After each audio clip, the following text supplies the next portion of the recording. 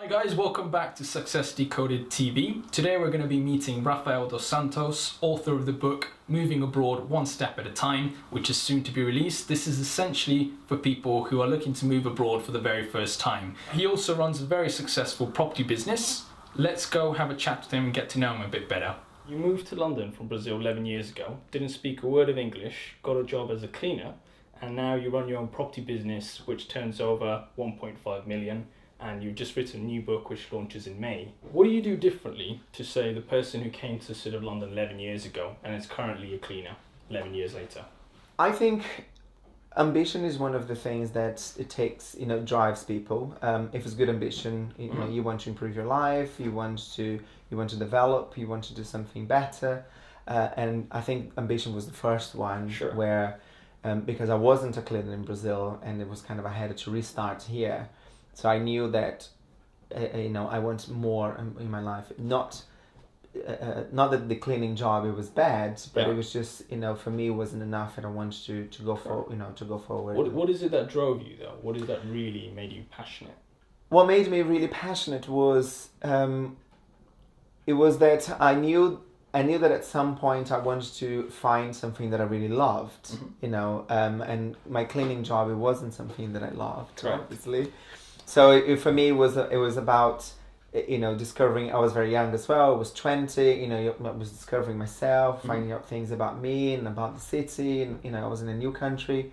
So to think that I knew what I wanted at the time, no, I didn't. I came to London to learn English. I came to have fun. I came to meet people.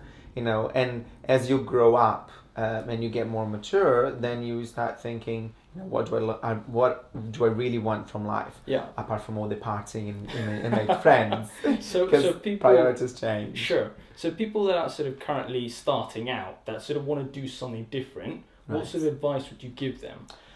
It depends on what you mean by different. It's if they want to doing something different is to study medicine, go and study medicine. Sure. But for me to do something different, obviously in Brazil I worked for Microsoft. So coming here and working as a cleaner was a completely different thing. And then from cleaning I went to work in a school, and then from a school I went, and then I started working in Selfridges, spraying perfume. So everything was very different. And it was the whole process of learning and developing and then finding, discovering. And then at some point things just fall into place. Sure. But it takes a long time. So how does someone go from sort of starting off as a cleaning job, sort of moving around from job to job, just learning, getting experience, like you said, to having a business that turns over 1.5 million? Well, the idea came from when I was living with flatmates. They were moving out, and then I wanted to live in the house where I was, and then I decided to stay in the house, and I said, look, I'll take responsibility. So I think it's when you see an opportunity there. I think it's one of the things that makes whoever creates a business or you grab the opportunity. So you see an opportunity there, and this is what I did. I had a 5-bedroom house in Marylebone. And I thought, I can, maybe I can move people in, and Sure. So I charged them a rent where I didn't pay rent anymore. So that's how it starts. But it's not, I don't want you to think that it's about taking advantage. Sure. But it's creating an opportunity and seeing a business, when it comes along. For people watching this that are in property, and taking sort of 5 bedrooms and sort of renting them out, isn't that subletting? Subletting, yes, Yeah. correct. Is that legal? It is.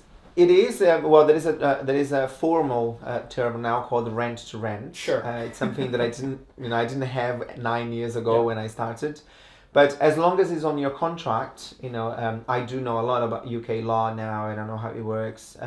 But as long as you put that in your contract and you are upfront with your landlord, there is no reason why it's illegal. As long as it's agreed with the property owner. So there's right ways to do it. There are, yes, Okay. exactly. And what do you do currently on a day-to-day at the moment then? Well, one thing that I learned to make things really happen is that you need to have processes in place. Okay? So I completely changed my business this year, where I had an office and I had people working for me in the office, and obviously having all the expenses of having an office, rent and insurance and gas, electricity, everything else. So I turned that around where now I do everything online. I pay a service office to use that address, and the way that I run is much more efficient. So, but it's more efficient because I decided to step away from the work a little bit. It's just now I work on the business. I don't work in the business, and it took me a long time to get the mind shift where I have to reply to the emails. No. If I know that if someone sends an email that is a standard email there that I can reply, I can employ someone that can just follow the procedures of the company. Sure. So I don't need to be there. I can help to create that, but I don't need to be there doing it anymore. So it's systemizing. It's systemizing, yes, creating processes and making sure that they. What other sort of tips do you think can allow people to really work on the business rather than in the business? It really depends on the stage. When you first start a business, it's impossible to think, oh my God, I'm gonna get to that, because there are so many things you have to do. You have to open a company, you have to get a logo, you have to get a website, you need to pay the cleaner, you need to get the cleaning product. There is a million of things to do. Your task list is endless. Sure. Your days have 25 hours because you have to be working But at some point, you need to know when that point is. I can't tell you, my point was maybe after 5 years. But you can be in business, and depending on your background and your experience, you can then turn this and actually I only needed 2 years. So, you'll be from person to person, really. Sure. But you need to have that shift in your mind at some point where, okay, I need to have a system in place here so I can do other things that will improve the business. So the point where you were you started off as a cleaner to the point where you were running your own business. Yeah. How long was that? Okay. It took me 5 years from the point where I was cleaning people's houses, and I was a glass collector at some point in Soho bars. You have to pay your rent when you arrive in this country. So it didn't happen overnight. It's not something that you are cleaning and you think, oh, I'm going to start a business tomorrow. Sure. It doesn't happen. I worked for a woman who had a business similar to mine. I helped her. I put lots of furniture together for her. I painted for her. I unblocked toilets. So I had a lot of experience with how to run a property. Sure. It's not running the business, but how to maintain a property. How to make sure the property is well looked after. So that is knowledge you get every day. You know how to clean a house, you know how to paint a house, you know how to change a curtain, you know how to put the furniture together. And then slowly you think, actually, I can do this on my own. Sure. I don't need to work for someone. Sure. So from there, I then saved money, and it's something that you discuss with a lot of people. You talk to people who are in property, I'm thinking about this, but then you get worried because you have your salary that pays your rent and your lifestyle. How can I go from having a salary on a monthly basis to starting a business that I don't know if it's going to work? Was that the always the idea though? I think what's great about you is that you're open, so you have the open sort of mentality of different opportunities. All these sort of stories and changes is the fact that you were able to adapt and you wanted to adapt. Sure. What were you looking for? At the time, I don't know. I have to be honest. Sure. It was something that I was trying to find something that I really enjoyed. What do I like? And when I started working with properties, and when I got the first property, and then I started having contacts with a lot of people from abroad, and I thought, I like this. And in the same time, I was an assistant teacher in a school where I was, and then I was meeting a lot of people from abroad too. That's when I started traveling a lot because I knew people from the school. I could visit them in their countries. Sure. So my first 3 years in Europe, I visited about 100 cities, but just visiting friends all over. So it's, as you said, it's grabbing opportunities. I met someone who I was helping to put furniture together, and I told her, do you need me to do anything else in the house? Sure. So at the time was income, but it was adding to the knowledge. It was adding, to getting more knowledgeable, and then thinking, now I can turn this knowledge into something that I can make money with. Well, the thing, I guess, with people sort of watching this that are currently doing a job that they don't enjoy, that they're not passionate about, and they're sort of thinking about changing, but they're scared because they sort of, they want their paycheck, they want security. Is changing constantly the right answer, or is commitment? Good question. Well, that is, I think, important? there is a big difference there. I did a million things. Yeah. I cleaning, I worked in Selfridges. There were so many things that I did, but in all of them, you need to see what you gained. Mm-hmm. You always have to learn and gain something from what you're doing. Mm-hmm. Otherwise, there is no point. Sure. But from there, then you need to develop. You need to get into a kind of development stage, which it happened to me about a year ago. Okay. It really. But you need to be mature. There are certain things that it's a formula that it needs to be there. Sure. A 20-year-old, he will not be able to develop a £1 million idea tomorrow. It doesn't happen. I don't think it happens to any great idea that happened. It didn't happen overnight. It's something that people are bombarded with information somehow, and you just put that information together and you create something. But going to the point where what do you do if how do you know if you love something? Yeah. You have to explore. Correct. You just have to keep exploring. Something that I absolutely love is travel. I absolutely love traveling, and I thought, what can I do to link what I love to make money? But the point is that you never do something because you want to make money. Okay. Because otherwise, if the goal of your business is make money, your customers will see that. And people don't want to give your money to you if you are only after money. Sure. So, I found that I love traveling, and, I've always wanted to have a charity. So for me, what I started now is I'm going to create a business called Rooming the Moon, Okay. which is to help people who are moving abroad, right? And it's providing free information, and on the website, people will be able to exchange information about their countries, via videos, via blogs. There will be forums where can they discuss, Sure. and it'll be all free for them Fantastic. to make that dream or that goal to happen. The fact that you have the time to sort of go and explore and think about stuff like that was because you're already at a point where you covered your base level, you're secure, Sure. and now you're leveraging yourself. Sure. Is that right? So you say travel's your passion. How are you turning that into a full-time business then now? Okay, so for me to have the time to do this now is I created systems to my business. Okay, so I have a property business where I rent rooms for people who are coming from abroad mainly. Sure. So I rent rooms in flat shares. So the experience that I have with that is I know the fears and the excitement of people who are going abroad because I moved abroad myself. Yeah. So I set up the property in a way that I know exactly what people need, right? So from there, I created systems for the business, so I don't have to be in the business anymore. I don't Correct. have to reply to the emails and the phone calls. I have things in place where people can be doing that for me. Sure. So I'm out of the business. I have a PA who can do the Facebook and and do all that. So I can then think of how can I improve. What can I develop now to create something that I love. Yeah. And this is what I did.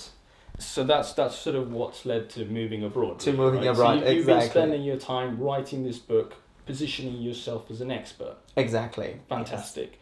Tell us about the book, Rafael. Okay. Well, the book, it's because it's something that I love doing, traveling, and then I decided to help people. And so what I did is I put in the book that your trip abroad, when you move, there are 5 stages. Okay. And everybody goes through these 5 stages. If you go from Argentina to South Africa, from Australia to India, from the US, anywhere to anywhere, there are always 5 stages. Okay. Which is the number one is the why, where, and when. So why are you going and where and when? The second stage is the research. Once you decide where you're going, you need to know about the places, the food, so you do all the research to find how that country works, what is the season, what clothes you have to pack when you're moving there. And then when you move to the country, there are lots of things there that talk about culture shock. I talk a lot about flat sharing because of my experience. Sure. So I put in the book, how do you search for a flat? What questions do you ask people when you're searching? What issues you have in the flat?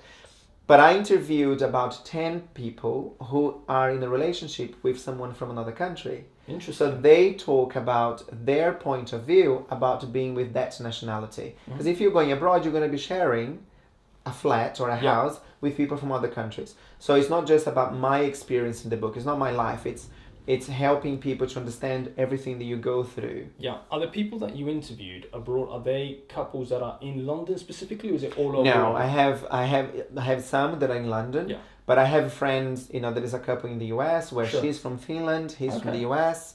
I have someone who works for me. She's Italian. She now lives in Sudan because she got married to a Sudanese man. So, it's not just about being in London, it's now I'm I'm a living brand of moving abroad. Yes. My friends are from abroad. My business is about helping people. My property is full of people from abroad. Correct. So it's, I realize that my life is around that. So what I decided to do is, okay, I can help people to understand. Yeah. What are some of the challenges that people fail to understand at the start? At the start, yes, is people think that everything will be wonderful when they go. Is the dream, is the goal, it will be so exciting, but not realistic. It's not realistic. No, because everything will have ups and downs. And the first 3 months are the crucial ones. You're gonna feel very homesick. You're gonna feel very lonely. If you don't have a friend there. And what I do in the book is I open your eyes before you get there. So my idea of the book is I'm going to hold your hand because I'm your best friend and I'm telling you the truth. Sure. This is what is going to happen. Fantastic. It will be bad times, but there will be amazing times and you're going to meet amazing people. Brilliant. You just have to be open to, the experiences that you're going to have. You've also developed an app as well, correct? Exactly, yeah. So the app, will be released at the end of April. The app is to help people to organize the trip. So, the app is related to the book, so it's about the 5 stages. Sure. But we'll have functionality so you can find out what is the currency in the country, and if you convert to your own currency to the currency where you're going. Yeah. So if you are in Spain going to the US, you can do that. You can check the season in the country, so you know if it's hot or cold, so you know what to pack when you get there. And there will be like a chat room, a forum. Yep. So the idea is that people can get connected via the app before they get there. So I want people not to feel lonely anymore, so they can make friends before they get there. Yeah. So that's the idea. Fantastic. What's the audience, the target audience of this book? The way that I wrote the book is that I had someone in mind, which is my younger sister. Okay, I was writing to help her to go through this journey that, in your 20s, you kind of get lost. What do I do with my life? What do I develop? Everybody goes through that. Sure. I went through that. Uncertainty. Exactly. The uncertainty, insecurity, is kind of building on that. So what I did, because she was in London only for 18 months, I got her in the last stages where, do I go back? Do I not go back? What am I doing here? She was here to learn English, to go back, she was here to get a job. And I thought, if I write the book to her, to explain to her exactly how it works, other people will feel that I'm talking to them too, because I'm not trying to reach everyone. Correct. I'm trying to reach people, mainly 20 to 30-year-olds. Obviously, if you're 35 and moving abroad for the first time, the book works for you too. But it's that time of your life where you want to go abroad because you need, to find yourself, a change of air, whatever you want to achieve. But it's specifically to help people to understand if you're going for the first time. Okay, so first-time travelers. Yeah. Brilliant. Rafael, so what's the next big thing for you? I am in the process of creating a charity. And this is something that I've always had in mind. It was always something that I was like, oh my God, I was scared of doing that because I thought it would be too much. Yeah. But as you said, now that, I managed to leverage myself and, I can have people doing things that I don't need to be doing things anymore, like creating my blogs and, I can dictate my blogs, things like that. I'm creating a charity where at the moment it is all about providing free information to people who want to move abroad. So I have an iTunes called You Moving Abroad. I have, YouTube, everything that you can find on the internet called You Moving Abroad. It's providing people with free information so I can help them to make that decision to go through that journey. But the main idea of the charity at some point will be that I will work in partnerships with large companies like BA and Alitalia, and universities in English-speaking countries. Sure. And I'm going to help communities that work around tourism, just like Peru, for example. Okay. You know, Machu Picchu, a Right. lot of people go there to visit. So what I want to do is help those communities that are around Machu Picchu to learn English. Because if they learn English, they are able to become guides and help, guides of the tourists who are going to visit. Okay. Because at the moment they have to take people from the capital because they study, they can speak English. So they go there to work as a guide, so the money goes back to the capital. Got it. So if people, so people around those communities, they will be able to learn English, then the money stays within the community and we can improve their lives through education. Fantastic. So it's all about contributing back to society, to the locals, to the villages, and help them really. Yeah, and the way that I want to do that is actually providing an experience where people go abroad. Okay. So if they're in Peru, they can go to the US and work or study for 3 months where everything is paid.